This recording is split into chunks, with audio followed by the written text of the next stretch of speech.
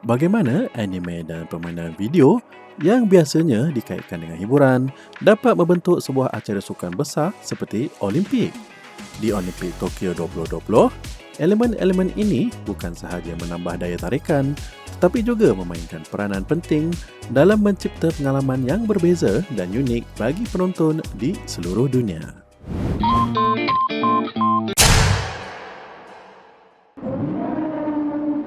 Selamat datang ke satu pilihan yang akan mengubah hidup korang. Pil merah. Korang subscribe channel Pijo Yoyen dan korang akan dihidangkan dengan konten yang padu, menarik dan fantastik. Pil biru. Rorono Azoro akan hantar makanan yang korang order. Jadi, apa pilihan korang? Subscribe sekarang atau lapar selamanya? Pilih dengan bijak. Jepun berjaya menjadi tuan rumah Sukan Olimpik 2020 melalui proses yang panjang dan teliti. Ini bukanlah kali pertama Jepun menjadi tuan rumah kepada tamasya sukan berprestij ini. Pada tahun 1964, Tokyo pernah menganjurkan Sukan Olimpik dan berjaya melaksanakannya dengan baik. Kemudian pada tahun 2002, Jepun sekali lagi menunjukkan kemampuannya dengan menjadi tuan rumah Piala Dunia FIFA bersama Korea Selatan. Ini mengukuhkan lagi reputasi Jepun sebagai negara yang mampu mengendalikan acara besar. Pada tahun 2011, Jepun memutuskan untuk mencalonkan Tokyo sebagai bandar tuan rumah untuk Sukan Olimpik 2020. Mereka bersaing dengan bandar-bandar lain seperti Madrid, Spanyol dan Istanbul, Turki.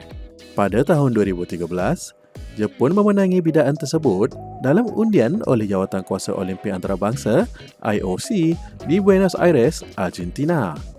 Kemenangan ini didorong oleh pembentangan Jepun yang menonjolkan kekuatan ekonomi, keselamatan dan teknologi mereka. Selepas itu, Jepun memulakan persiapan besar-besaran untuk Sukan Olimpik Tokyo 2020.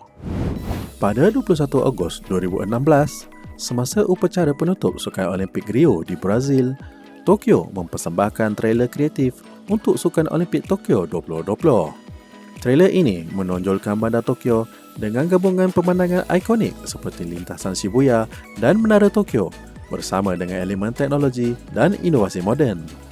Elemen budaya pop turut menjadi perhatian dengan kemunculan watak seperti Ozora Tsubasa dan Misaki Taro, Pac-Man dan Doraemon. Aksi Perdana Menteri Jepun pada masa itu, Shinzo Abe sebagai Mario, mencuri perhatian dunia. Tokyo berjaya memaparkan keunikan mereka, menggabungkan teknologi canggih dan warisan budaya. Trailer ini memberikan gambaran yang memukau tentang bagaimana Sukan Olimpik Tokyo akan menjadi acara yang penuh inovasi. Anda kenal Space Dollar? Siapa yang tak kenal Space Dollar kan? Konten kreator terkenal Malaysia yang sering mencetuskan kontroversi. Tetapi, tak dinafikan, pengaruhnya memang luar biasa. Dengan ratusan ribu pengikut di media sosial, Space Dollar dah membuktikan kejayaan sebagai personality digital. Nak jadi konten kreator berjaya macam dia? Jom join Space Dollar Learning. Ada video panduan lengkap, grup support yang best dan setiap minggu, Space Dollar sendiri yang akan buat kelas online. Kadang-kadang siap ada tetamu jemputan untuk bagi motivasi lagi. Berminat untuk belajar nak jadi content creator yang power? Klik je link di bawah untuk info lanjut. Jangan tunggu lama-lama, peluang untuk menjadi content creator sepenuh masa ada di depan mata. Dalam usaha untuk menarik perhatian penonton muda, Tokyo 2020 memperkenalkan watak-watak anime terkenal sebagai duta rasmi. Video pelancaran di Facebook memperlihatkan watak-watak popular seperti Sailor Moon, Astro Boy, Crayon Shin-chan, Monkey D. Luffy, Naruto, Jibanyan, Son Goku serta Kyo Miracle dan Kyo Magical. Watak-watak ini berjaya menarik lebih 2 juta tontonan, membuktikan pengaruh besar budaya pop Jepun. Selain itu, projek G Satellite Go to Space membawa Gundam RX-78-2 dan Zakuto Cha Aznable Custom ke angkasa, mempamerkan kreativiti Jepun. Tokyo 2020 bukan sahaja tentang sukan, tetapi juga bagaimana budaya pop Jepun dapat menyatu dalam peristiwa global ini, memberi inspirasi kepada generasi muda. Ketika bahang Sukan Olimpik Tokyo 2020 kian terasa, pandemik berlaku. Tamasya sukan yang sepatutnya berlangsung pada Julai 2020 terpaksa ditangguhkan. Mac 2020, pihak penganjur terpaksa menangguhkan Olimpik Tokyo 2020. Ini adalah kali pertama dalam sejarah Olimpik moden acara ditunda. Olimpik akhirnya dijadualkan semula dari 23 Julai hingga 8 Ogos 2021. Menjelang tarikh baru, banyak kerja perlu dilakukan semula. Penganjur perlu menyusun semula jadual, tempat tinggal dan pengangkutan untuk atlet. Kos tambahan juga perlu ditanggung untuk memastikan semua persiapan sesuai dengan tarikh baru. Kehadiran penonton terjejas teruk. Pada asalnya, hanya penonton dari Jepun yang dibenarkan, sementara pengunjung antarabangsa tidak dibenarkan.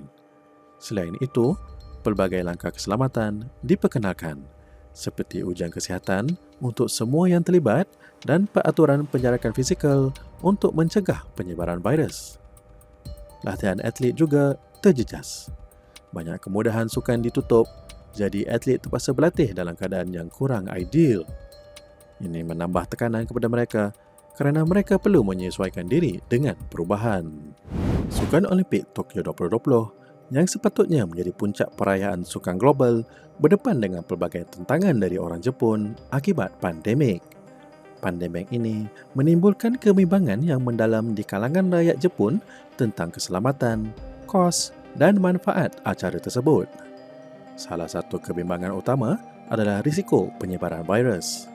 Meskipun langkah-langkah keselamatan telah dilaksanakan seperti ujian kesihatan secara berkala dan penjarakan fizikal, ramai rakyat Jepun khawatir bahawa mengadakan acara besar seperti Olimpik akan meningkatkan risiko penyebaran virus. Keselamatan peserta, kaki tangan dan penonton menjadi isu utama, dengan kebimbangan bahawa acara ini mungkin akan menjadi pusat penyebaran virus. Kos tinggi yang berkaitan dengan penganjuran Olimpik juga menjadi perhatian besar. Penangguhan acara menyebabkan kos bertambah tinggi dan banyak orang Jepun berpendapat bahawa wang yang digunakan untuk Olimpik seharusnya diagihkan untuk membantu mereka yang terjejas oleh pandemik. Pekerja yang kehilangan pekerjaan dan perniagaan yang terjejas oleh krisis kesihatan global merasakan bahawa belanja untuk acara sukan adalah beban yang tidak perlu dalam waktu-waktu yang sukar ini. Ada juga yang memandang sinis mengenai manfaat jangka panjang dari Olimpik. Sesetengah orang Jepun meragui sama ada faedah ekonomi dan pelancongan yang dijangkakan dapat menampung kos yang tinggi dan risiko yang terlibat. Mereka berpendapat bahawa manfaat acara tersebut mungkin tidak sepadan dengan beban kewangan dan sosial yang ditanggung oleh negara. Tentangan juga timbul dari segi sosial dan politik. Beberapa kumpulan merasakan bahawa penganjuran Olimpik semasa krisis kesihatan global menunjukkan sikap tidak peka terhadap kesusahan rakyat. Mereka menganggap bahawa usaha-usaha pemulihan selepas pandemik perlu diutamakan dan Olimpik semasa krisis kesihatan adalah tidak wajar. Menjelang tarikh Olimpik, terdapat kempen penolakan yang aktif di media sosial dan melalui protes awam. Kempen ini sering menuntut penangguhan atau pembatalan Olimpik, menunjukkan ketidakpuasan hati terhadap keputusan untuk meneruskan acara tersebut dalam keadaan yang tidak ideal. Walaupun mendapat pelbagai tentangan, Olimpik tetap diteruskan. 23 Julai 2021, upacara pembukaan Olimpik Tokyo 2020 dimulakan. Acara dijalankan di dalam stadium yang kosong kerana larangan kehadiran penonton akibat kebimbangan penularan virus. Walaupun keadaan dijangka suram kerana tiada penonton, acara ini tetap diteruskan dan dinikmati sepenuhnya oleh atlet-atlet yang terlibat. Upacara pembukaan Olimpik Tokyo 2020 menonjolkan penggunaan muzik dan tema yang berkaitan dengan anime dan permainan video, mencerminkan budaya pop Jepun. Ini adalah langkah inovatif yang bertujuan untuk menarik perhatian penonton muda dan memperkenalkan aspek budaya Jepun kepada khalayak antarabangsa. Lagu-lagu dari permainan video popular seperti Final Fantasy, Kingdom Hearts dan Sonic the Hedgehog dimainkan dalam upacara ini, mencerminkan pengaruh kuat budaya pop Jepun. Plakat yang dibawa untuk memberitahu nama negara yang diwakili oleh para kontijen diberi bentuk gelembung kata yang sering dapat dilihat dalam komik dan manga. Kita ke kisah sampingan sedikit ketika giliran atlet Malaysia masuk ke dalam stadium, lagu Victory Fanfare dari siri Final Fantasy berkumandang dan disusuli dengan lagu Olympus Coliseum dari siri Kingdom Hearts seperti menyambut kedatangan kontijen Malaysia sebagai wira. Pakaian mereka waktu ni pun lawa-lawa kan? Di sebalik ketiadaan penonton, Olimpik Tokyo 2020 tetap meriah dengan pengaruh anime dan permainan video. Miltos Tentoglu dari Greece bergaya dengan Gear Second Luffy dari One Piece, diikuti oleh Massimo Stano dari Itali dengan gaya Gear Third. Peyton Otterdal dari Amerika Syarikat mempersembahkan gaya Frankie, manakala Noah Niles mempamerkan gaya Kamehameha dari Dragon Ball, yang turut popular di kalangan para atlet Olimpik di tamasya ini. Pasukan berbasikal Itali bergaya seperti pasukan Ginyu dan Isaiah Jawed dari Amerika Syarikat menonjolkan ninjutsu dari Naruto.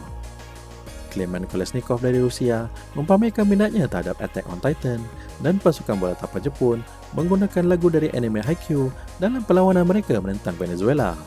Gimnastik Uzbekistan bergaya seperti Sailor Moon. Pengaruh anime benar-benar menyerlah di Olimpik ini. Lagu-lagu anime juga sering diputarkan di dalam acara-acara sukan yang dipertandingkan, seperti lagu dari siri Naruto, Attack on Titan, Gundam Unicorn, dan Demon Slayer. Semasa acara penutup Olimpik Tokyo 2020, lagu Gurenge dari anime Demon Slayer dimainkan untuk meraihkan budaya pop Jepun. Lagu ini sangat terkenal dan diminati ramai, jadi ia dipilih untuk menunjukkan bagaimana anime telah menjadi sebahagian penting dari budaya moden Jepun. Anime dan permainan video telah memberi kesan besar dalam membentuk Olimpik Tokyo 2020 dengan memperkenalkan elemen budaya Jepun yang moden dan menarik.